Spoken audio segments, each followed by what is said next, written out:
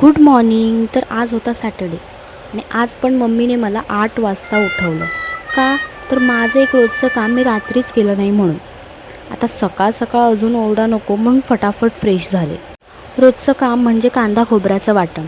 आमची खानावळ असल्यामुळे वाटण आम्हाला रोज लागतं आणि त्याची ड्युटी माझ्याकडे असते.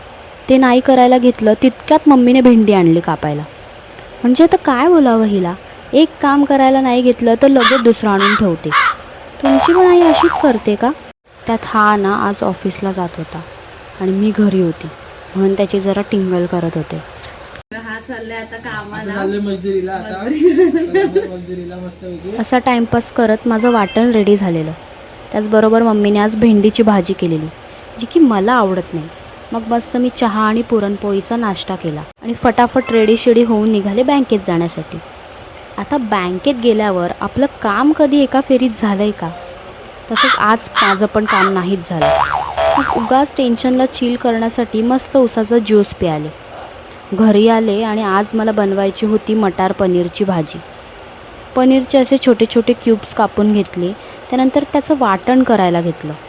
आता वाटणाला काय लागतं तर लसूण, टोमॅटो, कांदा आणि आज काजू पण टाकलेत. आज मग त्याची मस्त पेस्ट बनवली. चला आता भाजी बनवून घेऊ.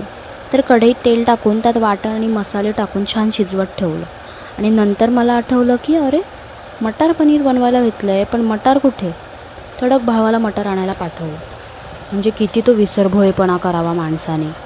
लगेच मटार आणली, ती पण फ्रोझन, कारण त्यांना माहिती आहे आपली बहीण किती आळशी, सोलत नाही बसणार. आता मटार शिजेपर्यंत भेंडी कापायला घेतली, कारण मला फ्राय भेंडी खायची होती. किती ते जिभेचे चोचले ना.